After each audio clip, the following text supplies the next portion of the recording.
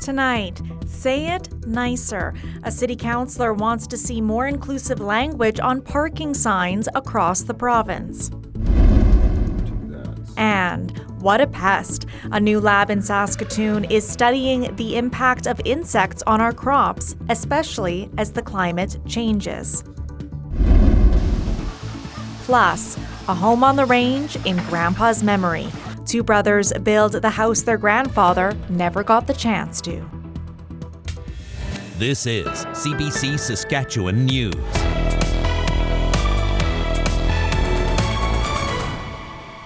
It's Monday, August 14th. CBC Saskatchewan News starts right now. Hello, I'm Natasha Lipney, and thank you for joining us. A city councillor is hoping a small change to Warman's parking signs will make a big impact. Tracy Johnson, who is an amputee, says there's an easy way to make the signs more inclusive. As Jason Warwick reports, she hopes other Saskatchewan communities will do the same. With the word handicapped, it's just limiting. Warman councillor Tracy Johnson is also a mom, teacher, and Hall of Fame athlete. In 1993, her leg was amputated after a basketball accident caused a major injury. She continued playing college basketball with an artificial leg and became an advocate for people with disabilities and equal access. Earlier this year, she convinced fellow councillors to pass a bylaw deleting the word handicapped from parking signs in Warman. It's offensive in that it defines me, and I shouldn't be defined by a label. So it doesn't empower, and it doesn't make one feel very good. I have a physical disability, but I'm more than able to do what others can do. Sometimes it takes me a little bit longer, and there are going to be some things, but I just find it limiting. It's just not an empowering word. The signs will now display a symbol of a person in a wheelchair or use the word accessible. It's been so easy. The business community has been absolutely receptive and fantastic. I went and tackled it from the education aspect, that it was not demeaning or belittling at all, but just to educate and inform, and I had no backlash at all. One accessibility advocate applauds her work. So I would say it's a positive move forward. I would just ask, and where do we go from here? And how does it impact further municipal policy when it comes to disabled folks in these centers like Warman? Johnson agrees there's more work to do. She's hoping the entire province will adopt Warman's approach. She plans to talk more with local and provincial government leaders in the coming weeks. Jason Warwick, CBC News, Saskatoon. Our province's highest court has upheld a federal decision to send a self-confessed child abuser back to Northern Ireland. Henry Clark moved to Canada in the late 1970s. He admitted to authorities in Northern Ireland that he abused 3 boys there in the 1960s and 1970s. Police in Belfast initially said they wouldn't charge the 80-year-old former pastor because the abuse happened too long ago. But they changed their mind after an inquiry into historical abuses. Clark was living in Meadow Lake, and Canada's Attorney General ordered that he be surrendered for extradition.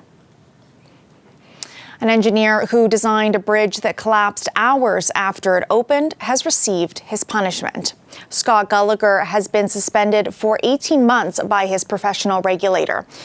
He'll also pay a $15,000 fine and have to cover the cost of the investigation. In 2018, a bridge Gallagher designed in the RM of Clayton collapsed. That sparked complaints about 5 other bridges Gallagher designed. Going forward, his work has to be supervised for 3 years, and he can't work on bridges for the next 5 years. Grasshoppers are feasting on crops on the prairies and making a harvest a challenge. They're not the only critters causing farmers grief. A new research lab in Saskatoon is trying to better understand how insects interact with crops, and climate change is making that work all the more important. Our very own Ethan Williams has more. I have 80-something bees, but... it's kind of more like... It's a relatively small space, but these students are making big strides in insect research. The new insect research facility at the University of Saskatchewan is mostly focused on insects that impact Canada's agriculture industry, including ones that haven't yet arrived in Saskatchewan. A lot of what we try to worry about are things that you start seeing in other places. So if something starts showing up in, say, North Dakota or Montana or the Great Plains of the U.S., often that's a harbinger of what's going to be here. part of that work involves collecting insects and bringing them here into the facility's climate-controlled quarantine facility to be studied. Say, we have this variety of canola or lentil or something that we grow here. Will this insect from Morocco or whatever, from the United States, that's a problem, or Australia, on lentils be a problem on the varieties we grow? A copper electrode that's hooked up to this machine. And climate change means more invasive insects could call the prairies home, like the brown marmorated stink bug, which devours crops.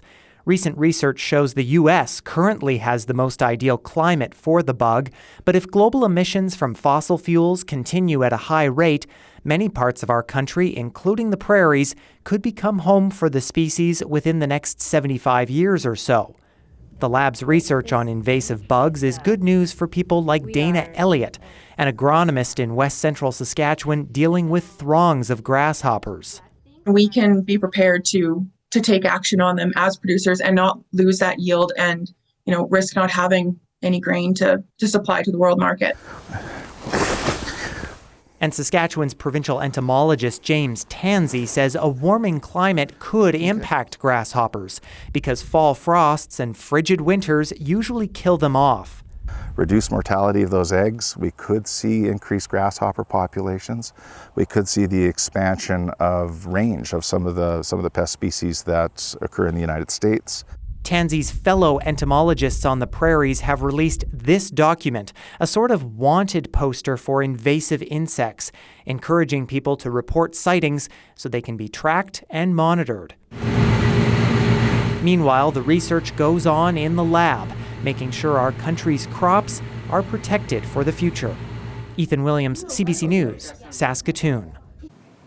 Another case of Dutch elm disease has been confirmed in Saskatoon, and the chainsaws are coming out.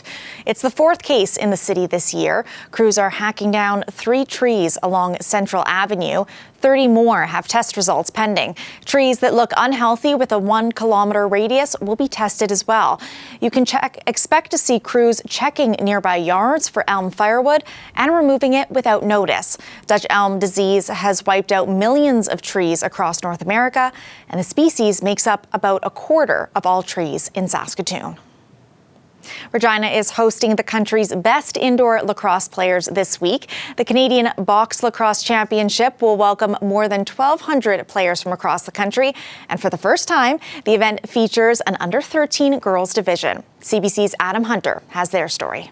Let's let Mandy do it. She's captain. 3, 2, 1. Who are we, Sask? Spirits are high for the Saskatchewan under-13 girls lacrosse team. They won their opening game 4-2 over Nova Scotia, the first ever game for girls ages 11 and 12 at the National Championship. I think it's pretty awesome, making history. Lacrosse Canada approved a motion by Sask Lacrosse to add the girls under-13 division to the tournament. It says having female players from 11 to 21 competing is a chance to promote diversity and inclusivity in the sport. The coach of the under-13 team says she was surprised by how many young girls tried out for the team. We didn't notice how many girls we had across the province. We thought when we started this, we were going to have to be fighting for girls to come. We had so many, we had to end up making cuts. Emily Oxstetter says starting with a win is a bonus.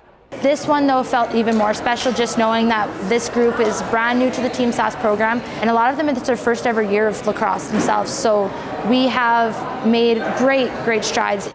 And for the Team Sask athletes, playing at home is extra special. Just the feeling that, we're all Saskatchewan and our family and friends are watching us and supporting us, and that's just a great feeling, just stepping out on that floor. Mady Moen and her teammates will get to have that great feeling again next summer. Regina will host the Nationals for the second year in a row, giving local players, coaches, and fans another chance to cheer on Team Sask in person. As for this week, female and male players ages 11 to 21 will compete for 14 trophies. Adam Hunter, CBC News, Regina.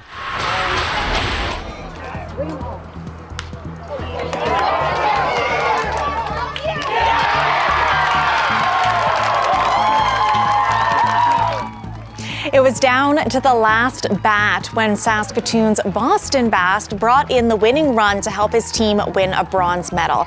Team Saskatchewan was in a tough battle against Quebec at the Baseball Canada Cup this afternoon. Neither team had scored a single run until that one. For many of the under-17 players, it's their second bronze, as the team took the same spot last year. The championship game was a day late because of last week's rain delays. BC and Ontario are squaring off for gold as we speak. We'll be back after the break.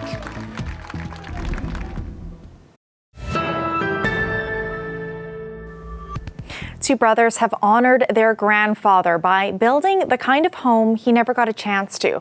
Their grandfather homesteaded in southern Saskatchewan in the early 1900s. He died before he could make a wooden shack for his family.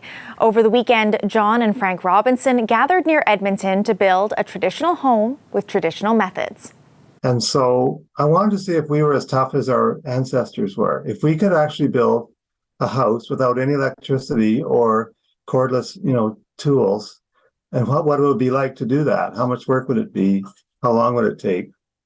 So we figured if we had 20 people, 3 days should do it. And they were pretty long days. We had planned all of the details. And one of those details was to have horses break the lumber down.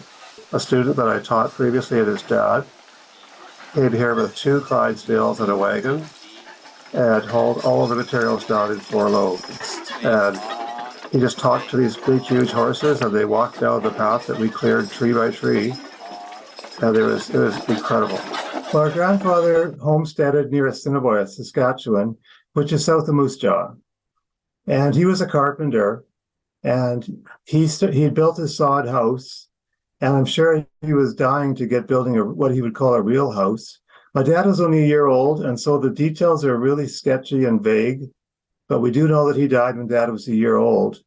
And so what we wanted to do is kind of honor him and pick off, start out where he might have left off, building a homestead shack similar to the one that they were building at that time.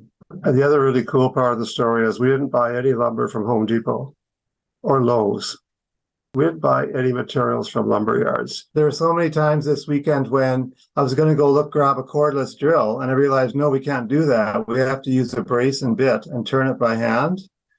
But your first nature is to just do whatever's easiest. And so we had people that were basically sawing almost the whole time. Well, it's going to be a place where people can come and basically leave their phones, leave their computers, and they have everything they need down there to be self-sufficient for a weekend. It's got a stove, there'll be firewood, and just live simply for a few days.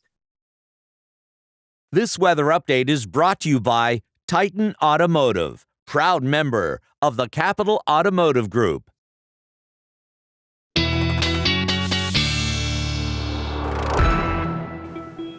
And weather specialist Ethan Williams joins us now with our forecast, or maybe our bug outlook. I'm not sure what to expect. Yeah, that's right. Well, it's tough to be a bug, Natasha, in these conditions on the prairies. And if you were a bug today, it was sweltering hot for you in south and central. We're getting into the 30s through much of south and central Saskatchewan. This cold front, though, attached to this low pressure system, really creating a bit of a temperature divide in northern Saskatchewan, only kind of in between that 15 and 20 degree mark. But especially if you were in west central and southwestern portions of the province, getting above daytime highs again today. Mid-30s still in places like Leader and Maple Creek. Not a lot of locations below 30 degrees even right now in south and central. And we are seeing heat warnings right up against the province right now in southeastern and east central Alberta. Not expected to move into our neck of the woods. We're seeing overnight temperatures a little too cool for that.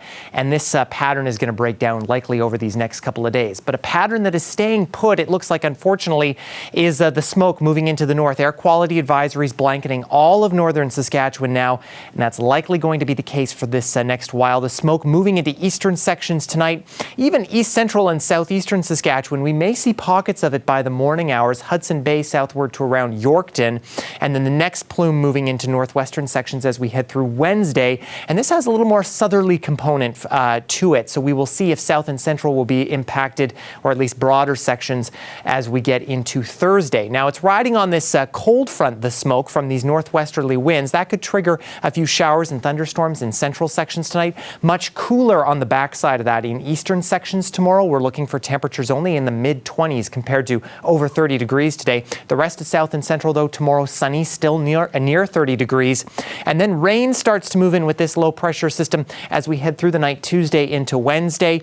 And that could bring through some significant amounts before high pressure starts to move back in. So just how much are we looking for here? Probably a good 10 to 15 millimeters, maybe 20 millimeters locally, especially along kind of the eastern side of the border. It looks like heaviest amounts, though, will remain in Manitoba as that system intensifies as it moves eastward. And as it does so, we'll start to see winds pick up here and there. Southwestern Saskatchewan overnight Tuesday into Wednesday, things will get breezy, very gusty in southeastern sections, close to 70 kilometers an hour as we head through the day on Wednesday. We're also seeing a bit of a breakdown in our jet stream as we head through the week as well. That trough that you see there going to be bringing that unsettled weather, but then that moves out and we're caught between the jet stream once again, which means kind of moderating temperatures in our extended outlook. So Regina, the forecast for tomorrow is for another hot sunny day, showers in the morning Wednesday before ending through the afternoon, but very windy, temperatures rebounding after that system passes by Thursday, Friday. Rider game Sunday actually looking quite pleasant, and it looks like we'll see a lot of sunshine for the entire weekend. For Saskatoon, we're looking for a sunny day tomorrow with increasing cloudiness, overnight rain into Wednesday, clearing out though on Wednesday, but again, pretty gusty. Even on Friday there, we could see those gusts pick up again, and then kind of low to mid-20s with a chance of showers here and there. So Natasha, overall, we're kind of looking at that rain starting to move in, but the sunshine will be back for those who like that. Sounds good. Thank you, Ethan. You bet.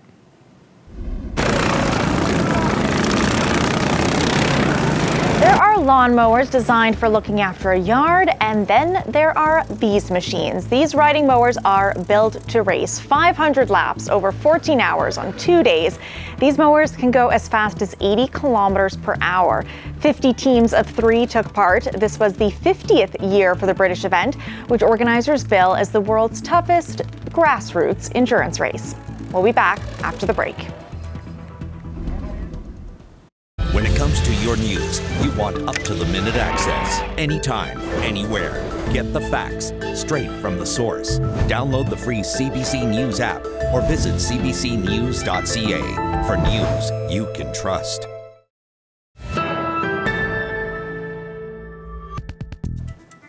Welcome back. The wildfire that devastated Hawaii last week is now the deadliest in the U.S. in more than a century.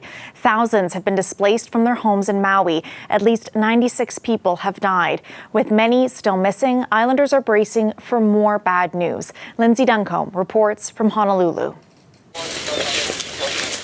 The work is grim and slow. National Guard troops go house to house with cadaver dogs searching for victims. Families of the missing in agony. I'm still looking for friends and close family. The Federal Emergency Agency is sending additional crews to help. We have sent more personnel as well as more cadaver dogs to come into the area, and they are working in conjunction with the Maui Fire Department and the Sheriff's Office to make sure that we are doing this in a very methodical way, but one that is also very respectful. The New York Times is reporting firefighters didn't have enough access to water to fight the fire. The infrastructure overcome by flames. Frustration about the emergency response is growing. There are sirens in place and warnings in place for hurricanes and tsunamis. I don't know if those warnings are typically used for other natural disasters, but they weren't in this case. We certainly weren't hearing any sirens or being warned in any sort of way that there was something this large happening. More frustration as people who lost everything are unable to access their homes, many staying in shelters. They want to get back and they want to see what's going on with their homes. But right now, we got to make sure that they have a safe place to stay, that they have access to meal, to health care. Everything is made more difficult because Maui is an island. Hawaii already has a housing crisis. Speaking today, the head of FEMA said that finding places for people to live will require every tool in the toolbox. Lindsay Duncombe, CBC News, Honolulu. Meanwhile, here in Canada, hundreds of people are being flown to safety amid wildfires in the Northwest Territories. The airlift operation is being described as historic, shuttling people in at least 3 communities to safety. Ashes are reportedly raining on Yellowknife, where residents are being told to prepare to leave. The town of Fort Smith is currently under threat. The Premier has called in outside help, and a full military contingent is expected to be in place tomorrow. And as many parts of Canada face these wildfires and heat waves inland, there may be more trouble brewing on the East Coast. A warming Atlantic Ocean is pushing up the U.S. forecast for this year's hurricane season to above normal. Katie Nicholson looks at what that could mean for Canada. Wade Bryanton's new barn is close to stormproof. The steel is then locked right into the rafters going across, and that adds a lot of security. Last year, as Fiona pulverized PEI, it destroyed 2 of his barns. It just took the whole roof structure system, walls right out, lifted it about 50 feet in the air, dropped it down on top of the cattle. He's rebuilt stronger and smarter. This is made from a 6x6 metal bar. Even buried power lines from his generator to protect them from wind, all in time for the looming hurricane season. We're certainly not looking forward to it. The U.S. National Oceanic and Atmospheric Administration upgraded its hurricane forecast. There is now a 60% likelihood of an above-normal hurricane season. In May, it was just 30%. That means more big storms, and anywhere from 2 to 5 major hurricanes, powered in part by soaring temperatures in the Atlantic Ocean. And the more energy you have in that ocean, it's more fuel for the storm to just keep intensifying and keep growing in strength. And the Canadian Hurricane Centre says that has big implications for Nova Scotia, still recovering from that violent July storm that brought flash flooding, claimed 4 lives, and washed out roads and bridges. If we have a wet hurricane moves up here, that could be quite problematic, of course, because of the ground already and river levels are high. Emergency officials aren't surprised by the new forecast and are encouraging people to plan ahead. We do expect the worst this summer, fall. I don't even know if we've had a summer, to be honest, but we are prepared and we are expecting not a good season here in Atlantic Canada. And as it approaches, Wade Bryanton is confident his new barn will stand up to the elements. I think we're ready. And hopefully, he's right. Katie Nicholson, CBC News, Toronto.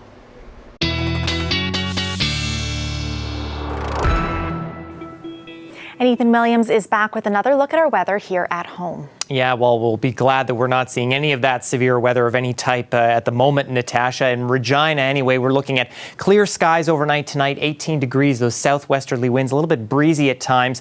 But we get to tomorrow morning, things pretty calm, mainly sunny, staying at 18, and then warming up again as we head through the afternoon, a mix of sun and cloud, looking at 26 degrees, probably getting close to 30 again. Saskatoon, pretty similar story here, looking for partly cloudy conditions, 19 degrees at midnight. Starting the morning, not too bad, a mix of sun and cloud, then clearing out a little bit for noon hour, but we could see that cloud build back in through the afternoon. But tonight, Natasha, a pretty good night to catch the Perseid meteor shower once again, as it's pretty clear. Of course, it peaked last night, but you can see that up until basically September 1st, so lots of good conditions for that. That sounds great. Thank you, Ethan. You bet. Well, that's it for us tonight. For news anytime, head to cbc.ca/sask, or you can subscribe to the CBC Saskatchewan YouTube channel. Ethan and I will be back with more local news at 11. Thanks for watching, and have a great night.